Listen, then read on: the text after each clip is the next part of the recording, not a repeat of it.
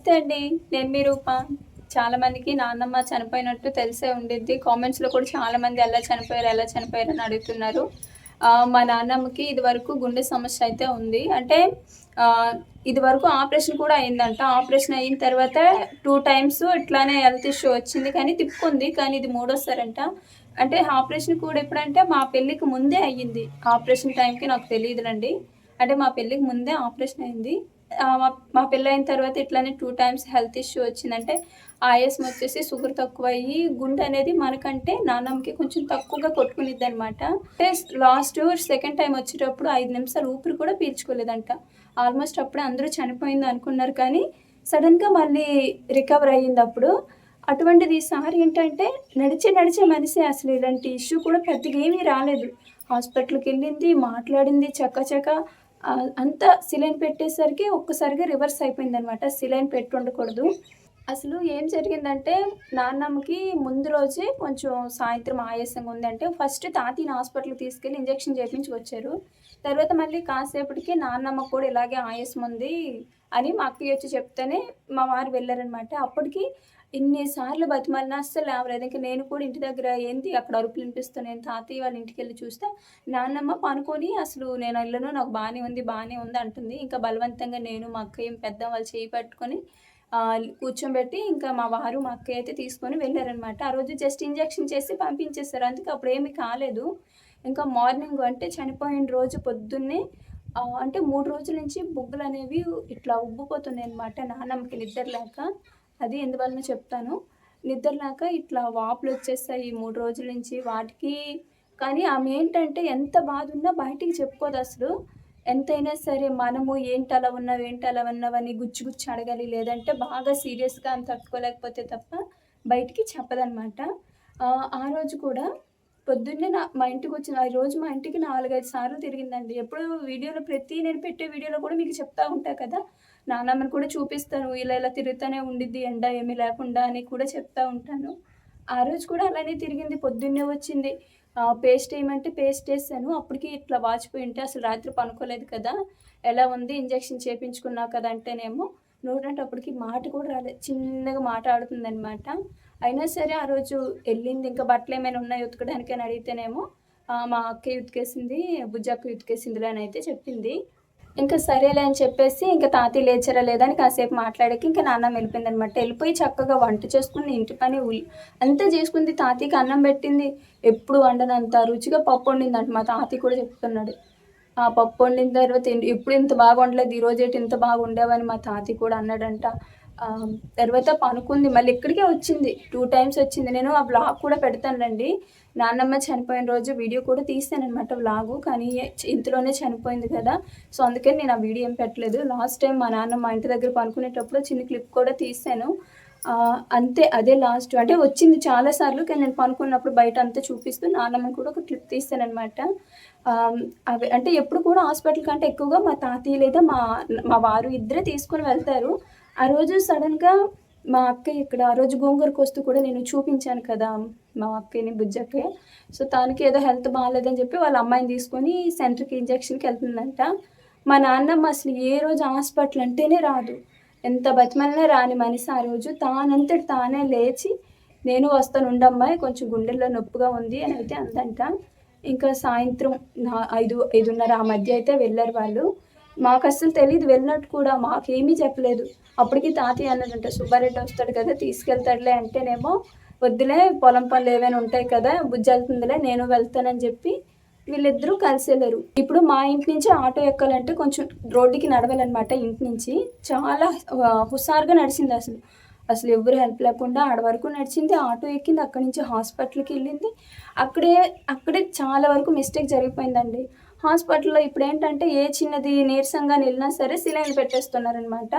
ఆ రోజు మా నాన్నమ్మకైతే ఆయాసం వచ్చిద్ది. షుగర్ తక్కువ. ఈ రెండిటి మీద అసలు సిలైన్ పెట్టకూడదంట. వాళ్ళేమో సిలైన్ పెట్టేసారు. అప్పటికి మా నాన్నమ్మ అంటుంది, "నాకు ఆయాసంగా ఉందయ్య ఇప్పుడు సిలైన్ ఏమొద్దు ఇంజెక్షన్ చెయ్యి" అంటే, "లేదులే అవేమీ కాదని" చెప్పి సిలైన్ పెట్టి 4 ఇంజెక్షన్‌లు అందులో కలిపేసారంట. మామూలుగానే ఆమెకి ఊపిరి పీల్చుకోవటానికే చాలా ఇబ్బంది పడుతుంది కదా! దానికి తోడు సిలైన్ పెట్టేసాక సిలైన్ మధ్యలో కూడా చాలా సేపు ఇబ్బంది పడితే కాసేపు సిలైన్ తీసేసారంట. అయినా అప్పుడైనా అతను ఆపియాలిగా. అయినా పర్లేదని చెప్పి మళ్ళీ పెట్టేసిండంట. ఆ సిలైన్ పెట్టాక తీసేసి ఒక 4 అడుగులు నడిచింది. అక్కడి నుంచి ఇంకా పడిపోయిందనమాట. ఇంక నేను నడవలేను, నా వల్ల కాదు, నాకేదో అయిపోతుంది అంటేనే ఇంక అక్కడ వేరే మా తమ్ముడు ఉంటేను, మా తమ్ముడికి సెల్లతోటి మా వారికి ఫోన్ చేశారనమాట. ఇలా నాన్నమ్మ నడవలేకపోతుంది, ఊపిరి పీల్చుకోలేకపోతుందంటే, మా వారు నార్మల్‌గా ఎప్పుడు అలా కొంచెం అప్పుడప్పుడు అయితదిలెండి. సో, మేము అలానే అనుకున్నాము. సడెన్‌గా ఇంకా మా వారు వెళ్ళటం, ఇంకంత సీరియస్ ఉండేసరికి అక్కడ మా అక్కయ్యను వాళ్ళ పెద్దబ్బాయి అంటే తాతయ్య వాళ్ళ పెద్ద కొడుకు, మా పెదనాన్న కూడా నడుము నొప్పి ఉందని ఇంజెక్షన్‌కి ఎళ్లారంట అదే టైంకి. సో, లక్కీగా ఇద్దరు ఉండేసరికి నాన్నమ్మని ఇంక వెంటనే మీ ఇద్దరు కూడా ఆటోలోని మేము చీరాల్లోని పెద్ద హాస్పిటల్‌లో నాన్నమ్మకి ఎప్పటికప్పుడు చూపిస్తాము. అంటే ఎప్పుడు సీరియస్‌గా ఉన్నా అక్కడే చూపిస్తాము. అండ్ మందులయిపోయి అంటే ప్రతి నెల నాన్నమ్మ మందులు కూడా వాడుతుందనమాట. మందులు కూడా అదే హాస్పిటల్‌లోనే ప్రతి నెల తీసుకొస్తాము. అయితే ఆ హాస్పిటల్‌కి మీరు తీసుకెళ్ళండి. వెనకాల నుంచి నేను డబ్బులు తీసుకొనొస్తానని మా వారేమో ఇంటికొచ్చారు. ఇంక ఇంటికొచ్చి మాకు చెప్పి తాతయ్య ఏమో నేను అవసరం లేదు కదరా! నేను ఏడొస్తానని ఫస్ట్ అన్నాడు.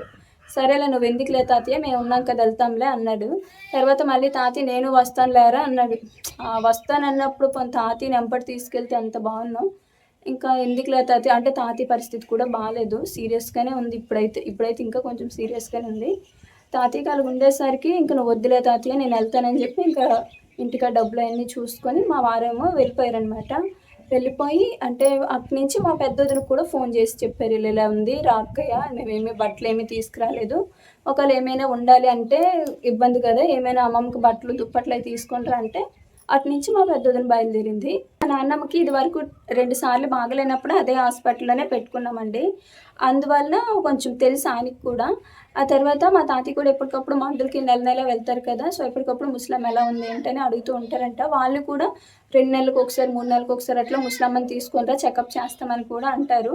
అయితే ఇంకొక వారం రోజులు మందులున్నాయి అంతే. ఆ మందులయిపోతే నాయనమ్మని తీసుకొని హాస్పిటల్‌కి వెళ్దాము అనుకున్నాడంట తాతయ్య. నాయనమ్మకైతే వెళ్ళగానే ఆక్సిజన్ అయన్నీ పెట్టారంట. వెళ్ళగానే కొంచెం సేపు బానే ఉందిలెండి తిప్పుకుంది అనయితే అన్నారు. ఇంకా సడెన్‌గా మళ్ళీ అప్పటికప్పుడు ఏమైందో గానీ లేదండి బాగా సీరియస్‌గా ఉంది. నమ్మకాలయితే గట్టిగా లేవు చెప్పలేము. ఆ ఇంటికేమైనా తీసుకెళ్తారో ఎవరైనా మాట్లాడాలి అది ఇది అనుకుంటే అది ఇది అన్నారనమాట.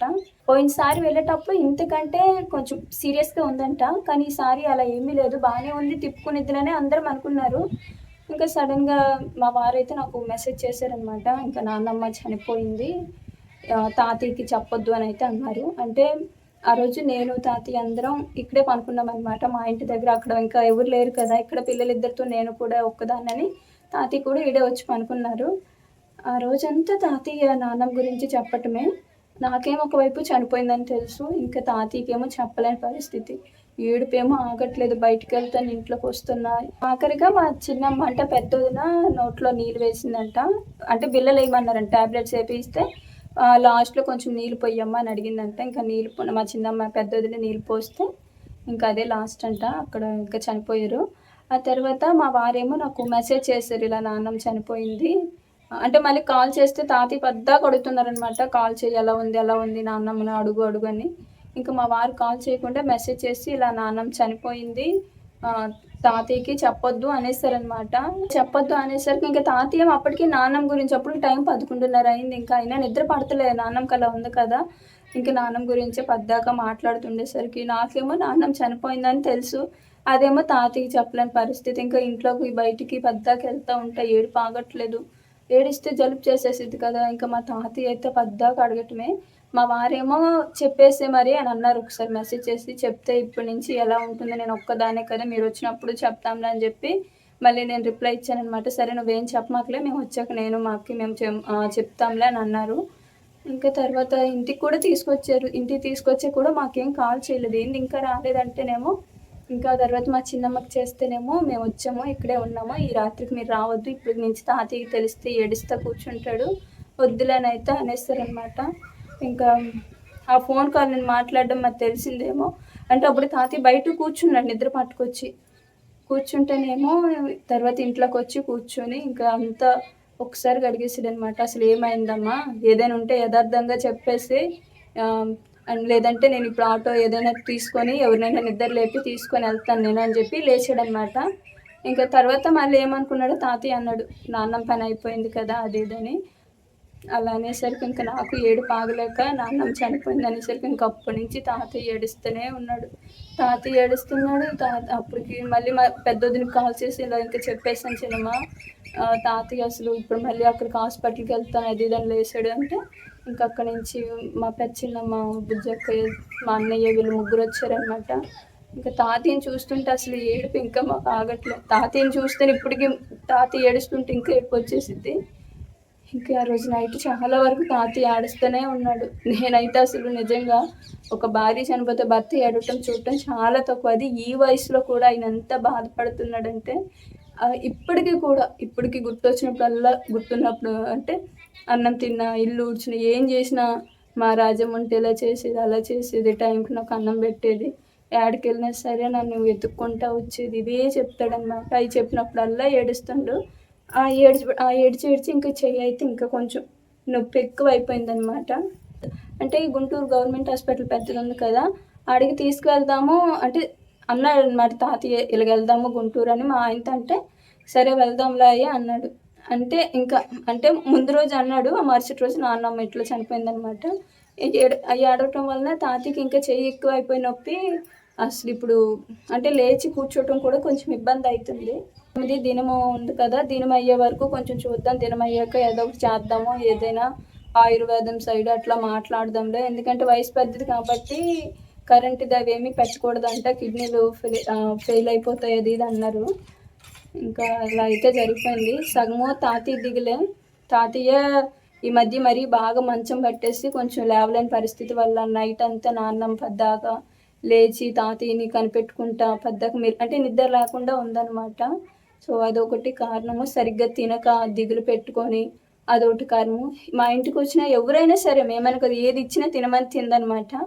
అలా ఉంటుంది. తాతయ్య కూడా కొంచెం నడిచి సెంటర్కి వెళ్ళే టైంలో ప్రతిరోజు సాయంత్రం టిఫిన్ తీసుకొస్తాడు, ఏదో కూల్ డ్రింక్ అట్లా జ్యూస్ కట్టించుకొస్తాడు. ఆయన కూడా చాలా బాగా చూసుకుంటాడు.